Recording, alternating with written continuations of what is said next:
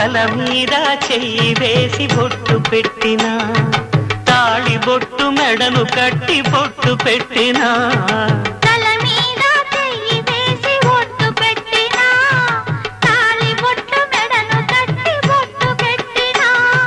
సన్ని కళ్ళు తొక్కినా సప్త పదులు మెట్టినా సన్ని కళ్ళు తొక్కినా సప్త పదులు మెట్టినా మనసు మనసు కలపడమే